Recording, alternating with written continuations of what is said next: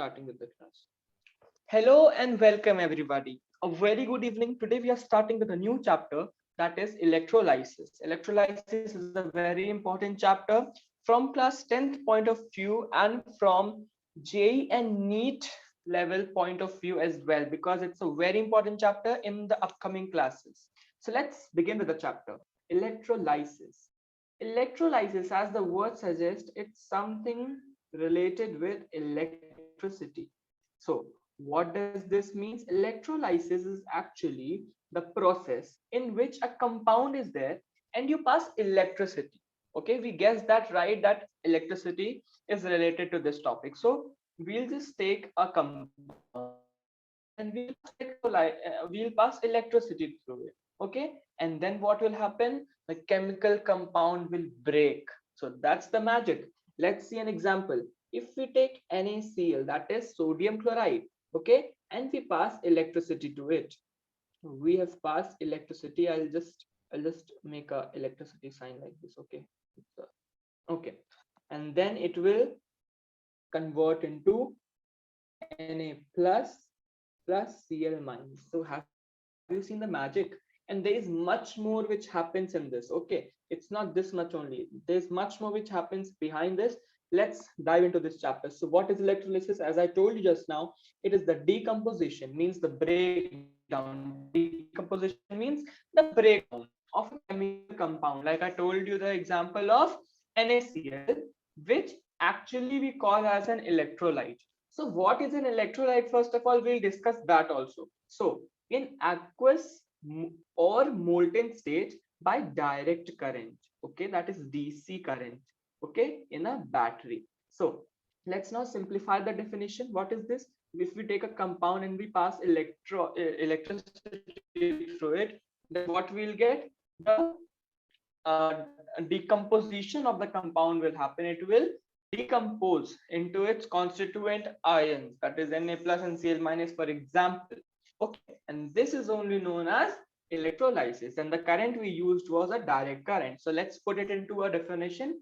It is the decomposition of a chemical substance or chemical compound in an aqueous or a molten state. See, it is a very important word here, that is aqueous or molten. Okay, because it will not happen in any other solid material. Okay, how come a solid material pass electricity?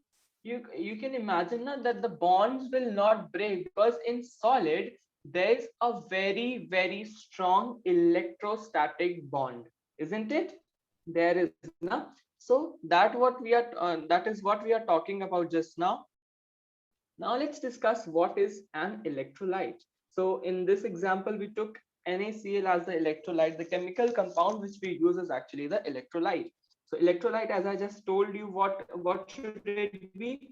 It should be in its aqueous state, or it should be molten. Molten means liquid. Like if we take NaCl in solid form and we heat it so strongly that it converts into its liquid state.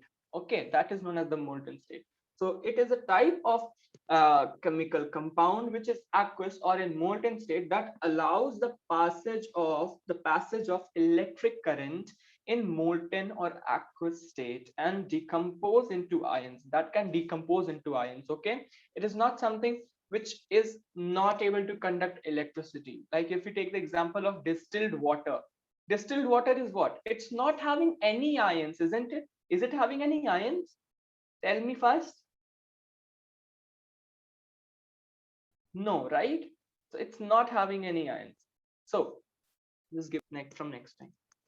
Now let's talk about the types of electrolytes. So basically there are three types of electrolytes, that is electrolyte, non-electrolyte, and weak electrolyte. If we talk about non-electrolyte, then there are various types of non-electrolytes. Will come across it afterwards. Now let's first talk about electrolytes. So let's see some example of electrolytes. So I've mentioned some examples here. So you can see that based on the electrolyte, there are three types of electrolytes. That is, it can be a strong acid, it can be a strong base. Okay, let's see. So if we talk about a strong acid, then the first thing which comes into our mind is HCl, HNO3, and H2SO4, that is hydrochloric acid. nitric acid and sulfuric acid. If we talk about the strong bases, then the first thing which comes into our mind is sodium hydroxide, potassium hydroxide, calcium hydroxide. Okay, and then we also have some bases, some salts which are also electrolytes. Like we took the example of NaCl. So they are what? They are strong salt. Okay, they are what? Strong salt. Okay, that is the thing we are talking. So see, NaCl is also having ions, CuSO4, CuSO4, that is copper sulfate, AlCl3, that is aluminum chloride. Everyone is a electrolyte. It's a good electrolyte. Okay, now we have some weak electrolytes as well. Why were these, which we discussed just now, a strong electrolyte? Why were these a strong electrolytes? They were a strong electrolyte because they were having many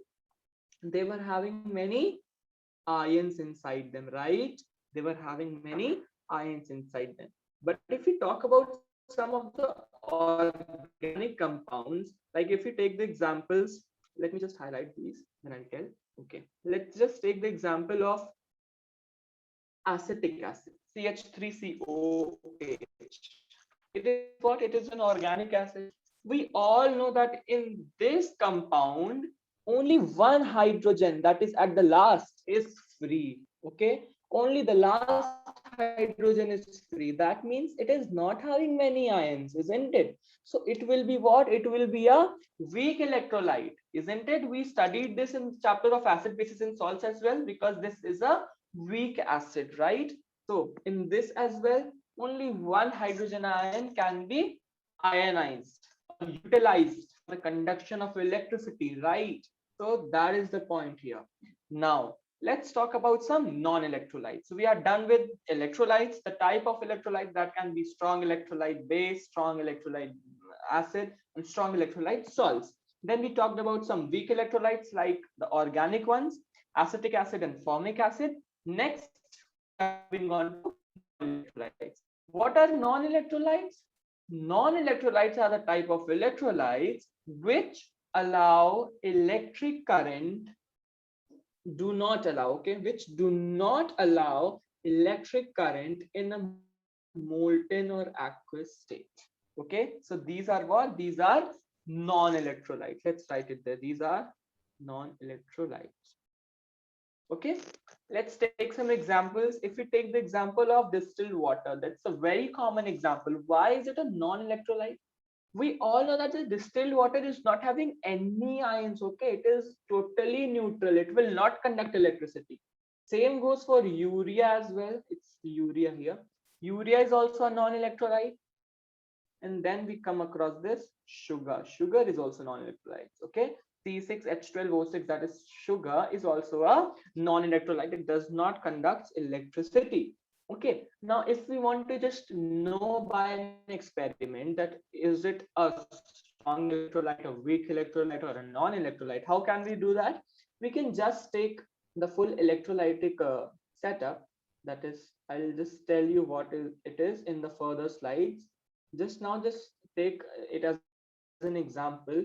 It's a vessel in which there's a liquid. Okay, and then what we do, we attach a bulb. Okay, we attach a bulb to the circuit. Okay, let's attach a bulb here. Okay, so what will happen when we'll close the switch? Current will start flowing. Let's pour HCl inside this. Now tell me what will happen when HCl is inside it. The bulb will glow brightly. Why? Because HCl is a very good conductor of electricity. It conducts electricity very nicely because it's having many ions. Now let us take the example of let me just take the example of NaCl in this. Now NaCl is also a very nice electrolyte. We all know it's a strong salt. Let's take the example of CH3COOH. Now tell me whether it is a very strong electrolyte. No, it is not a strong electrolyte, isn't it? So will the bulb glow brightly? Tell me fast, everybody. No. No, the bulb will be dim. So that is a practical experiment. And when we take distilled water inside it, or we take a sugar solution inside it, what will happen? The bulb will not glow at all. Okay, because this is a non-electrolyte. It will not allow electricity to pass. Okay, let's move on to the further slide. So we just now made our concepts clear. What is the basic of electrolysis? What is electrolyte? Electrolyte, that is inside, which conducts electricity. It is having some ions, some molecules. Okay, now we are moving on to what is the internal process involved. Okay, how does this decomposition of chemical compound, which we read now, why it happens? Now one question arises in boards, that it is a very famous question, very favorite question of the examiners, that why not solid state? Solid NaCl is non-electrolyte, why? This is a very favorite question of the paper makers. Now we can say that, see, everybody knows that in solid what is happening. Let's take a solid. So what is happening? These are, let's say these are the molecules. So we all know that the molecules are so tightly packed, yes or no? Now if we take a liquid, what happens? The molecules are loosely arranged like this. Yes or no? They can move around. Now if we take example of gas, they are very far apart, can move freely from one corner to another. Okay, so that is the difference. Now in solid, what happens? In solid there is a very strong attractive force between two molecules. Okay, between two atoms or molecules, there is a very strong force that we call as the electrostatic force. What do we call it? We call it the, tell me. Electrostatic force of attraction. Yeah. So ions are not in free state in solid. Now in molten state, what happens? In molten state, what happens? When we heat a compound, let's take NaCl. Okay. We all know that NaCl is in the form of a block. Okay. When we see a salt molecule, or a salt, when we see the salt in our home, the common salt, how is it? It is in a solid state, isn't it? Now when we'll heat it to a optimum temperature, what will happen? It will start breaking up, the whole molecule will start breaking up the bond which is between them. Can you see the bond which I made just in this diagram?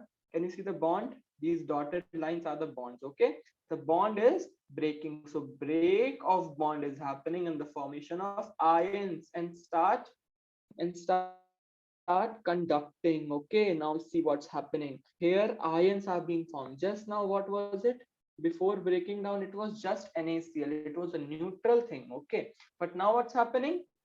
What's happening? The bond between NaCl, just now there is no charge, but when we heat it, the bond between them broke down, and it turned into Na plus and Cl minus C. Now there is a charge. Yes or no? There's a charge. So electricity can pass or not? Yes, it can. Yes. So that is what I'm trying to make you understand from that time. So let us take the example of aqueous state. Will happen in an aqueous state?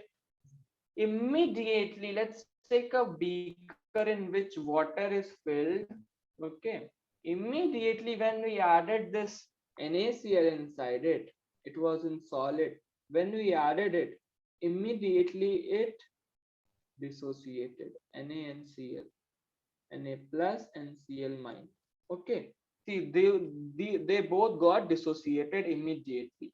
Weakens the force of attraction of a compound. Okay, in this, no energy was required. That was a process which was carried on its own. The water molecule is doing that. Now, what happens inside? Let's see. We all know that water is made up of what? H plus and H2O. OH minus. Yes, H2. H2 is made up of what? H plus and OH minus. So when this NaCl goes inside, what happens? NaCl, when it goes inside, Na is what? Actually, it is plus na, and Cl is minus. So the plus, the positive, is attracted by the negative OH, and the negative chloride is attracted by the positive H. Okay, can you imagine what's happening? That's why the bond between them starts breaking and they get attracted by the water molecule, and thus the whole solution becomes soluble, a homogeneous solution, isn't it? We are able to taste every sip of the water, it's salty. Why? Because every molecule is attached to the chloride and the sodium ion, isn't it? Now it's understood, everybody. Shall we move on? So we are moving on to the next slide, that is some more parts of the electrolysis process. When we will perform it, there's many things involved. So the first thing which we'll see, the most attracting thing which I also drew, was this vessel. Okay, this vessel is known as the electrolytic cell. What is it known as? It is an electrolytic cell. Okay, I want a quick review. I want a quick response from everybody. Okay, that's not the way. Okay, so what is happening now? See, this vessel is non-conducting. This is non-conducting. Why is it non-conducting? When we'll pass electricity, see, we have a circuit here now. We have a circuit, we have a battery. When we'll conduct electricity, if it will start flowing, through the vessels also, then how will we able to touch it? We'll get current ourselves, yes or no? And there's no need to make it a conducting vessel, right? So it is what? It is a non-conducting vessel in which electrolysis occurs.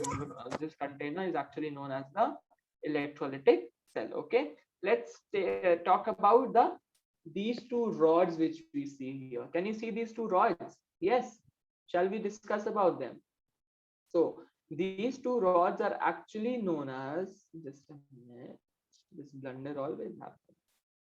Okay, so these two rods are known as the electrodes. Okay, so there is one more term, that is electrodes. So what are electrodes? Electrodes are of two types. You can see here that two electrodes are there. One is this one and one is this one. So two electrodes are there. They have a separate name of each one. So one is known as an anode and the other one is known as the cathode. Now, anode is what? Anode is the positive one and cathode is what? Is the negative one. Okay. Can you see from where the anode is joined? Yes. Can you see it's joined to the positive terminal of the battery? And if I show you the position of cathode, cathode is joined to what? It is joined to the negative Negative. terminal of the battery. Yes. And this is what? This is our electrolytic cell. Everybody knows. Okay. And what is inside it? Tell me. I've told you in the beginning only. What is there inside this liquid? What is this called? Electrolyte. Yes. Electrolyte. Very good. So this is an electrolyte. Very good class. Now anode and cathode. Now let's see the definition. You must have understood. It is an electrode connected to the positive terminal of the battery, and the next one is the electrode that is connected to the negative terminal of the battery. Let's see. In electrode, discharge occurs. So what is happening? Can you just break this word? Discharge means if you have charge. Okay, let's just cut this first of all. This is not of your use. So see, if we have anything which is having a charge, let's take chloride minus. Okay, now tell me, it is having a charge, yes or no? Can you see this charge here? Yes. Yes. Now, how to get rid of this charge? Anybody has any way to get rid of this charge? Any way to get rid of this? Tell me. This is an extra, this is an excess negative charge. How to By get rid losing of an it? electron. Yeah, we'll lose an electron and then we'll get rid of this minus charge. So minus an electron will do what we'll get? We'll get a simple chloride. It's nor positive nor negative. It's what? Neutral. It's neutral. Neutral. Okay, it's neutral. So that what I am just trying to tell you all. This is understood now. What is discharge? Yes.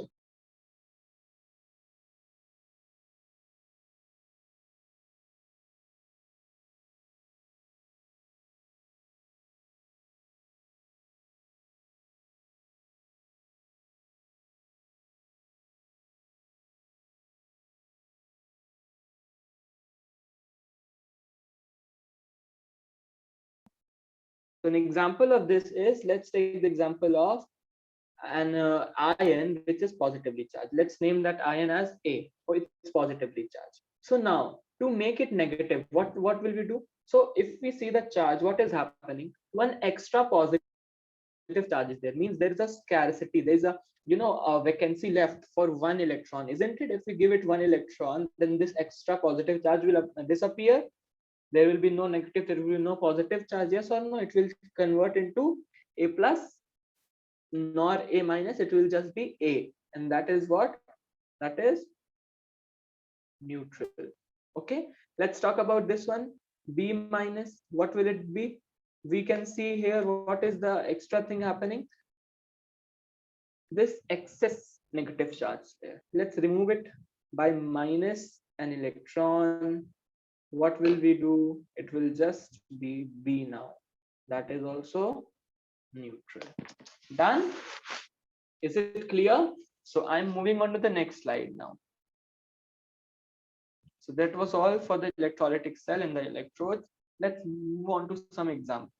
So before continuing to any examples, we have two more terms, that is dissociation and ionization. Okay, let's finish it quickly. After that, we'll just end the video here, and in the next video we'll continue with some of the examples of electrolysis, like electrolysis of sodium and electrolysis of lead bromide. Okay, so now dissociation and ionization. So when I was telling you all about Na plus and Cl minus, then most of you must be wondering, what is this shit, Na plus and Cl minus, how is it there? I've always read NaCl. So that is because you have not read chemical bonding properly. Yes, so for that you can just watch my previous videos on chemical bonding. There's a whole playlist on the topics which I've already taught. You can just go there and watch, and don't forget to appreciate my work by liking, share and subscribing. Okay, so let's see the difference between dissociation and ionization.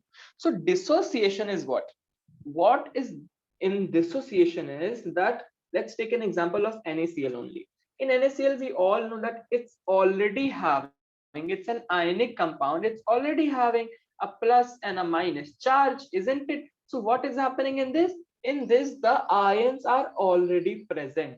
Okay, separation of ions takes place which are already present, means there is no much work involved in this, already present everything, and takes place in ionic compound. Let's take an example of the ionic compound NaCl.